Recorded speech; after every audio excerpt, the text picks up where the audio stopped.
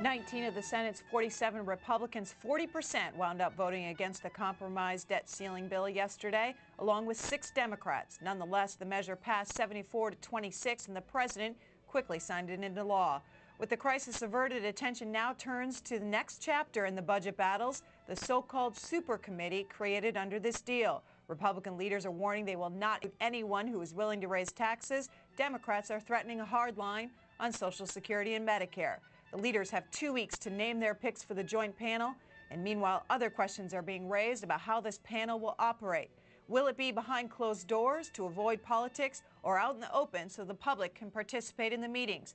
We'll get your take on this issue this morning on this Wednesday, August 3rd, 2011. Should the super committee hold public meetings? If you're a Republican, dial 202-624-1115, Democrats 202-624-1111, and Independents 202-624-0760. Joining us on the phone is John Wonderlich. He's the policy director at the Sunlight Foundation. John, how do you read this debt deal legislation, the provisions that set up this joint committee, as far as how they operate? Well, so far, the requirements in the bill that just passed and got signed into law say very little about how the new joint committee or super Congress is going to operate. So the Sunlight Foundation is launching a campaign today and is very concerned, and we're pushing Congress to make sure that this joint committee operates openly, because they've been given an extraordinary amount of power to choose how the debt is going to be reduced. So we want to make sure that that happens within full public view. So right now, as it's written, they don't have to have public meetings, but a story in Huffington Post says the final report is required to be publicly disclosed upon completion. However, there's no requirement that the report be placed online. That's correct. There's no requirement that the report go online, and there's no requirement that the public or other members of Congress get to see what's in the report until the committee has approved it. And if the committee approves it, then there's no action after that. It can't be amended and it can't be blocked. The only next step is for the House and Senate to both just give it an up or down vote. But the co-chairs of this committee, who will be appointed by Speaker Boehner and Majority Leader Reid, will be able to set their own rules for the committee. So they could say, we are going to operate in the public view. That's right. The first step for a joint committee in the House and Senate is to have a single open meeting where they set the rules.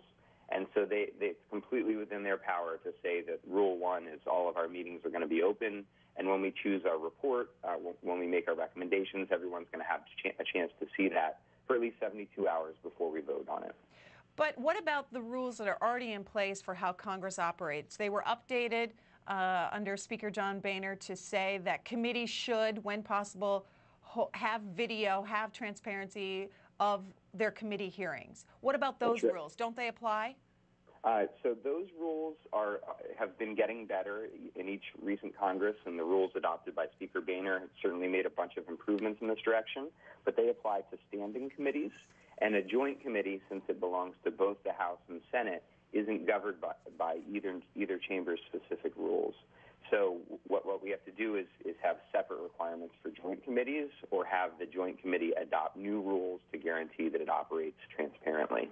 What about the argument, though, and we've heard it from past bipartisan groups that have gotten together, notably the Gang of Six, who have said you got to operate in private, because if you have this out in the public, then you are open to attacks and the two sides can't come together. Well, there is a place for private deliberations, and so we're not saying that every conversation about the debt needs to be public, but this is a body that has extraordinary power and responsibility that is going to be coming up with recommendations that go straight to the floor of the House and straight to the Senate. And whatever they come up with, we should understand where the provisions come from and where the 12 members of the Joint Committee stand on everything they come up with. And so it would be unacceptable for these recommendations to just arise from nowhere, much like the bill that just passed, where members of Congress and the public had maybe 14 hours to try to understand what was in the bill before the president was signing it. And that's unacceptably fast. John Wonderlich, what are you hearing from your sources up on Capitol Hill about whether or not there's enough interest from the public, given the debate that they've seen over the last month, and pressure from the public to have this out in the open? Well, so far, we've written about it on sunlightfoundation.com. We're launching a campaign today. We are sending a letter to Speaker Boehner and the rest of the leaders of both chambers of Congress. And we've seen an enormous outcry of support from the public saying this absolutely makes sense. We're tired of the secrecy surrounding the debt ceiling, and it's time for our leaders to make these negotiations in a way that we understand what's at stake.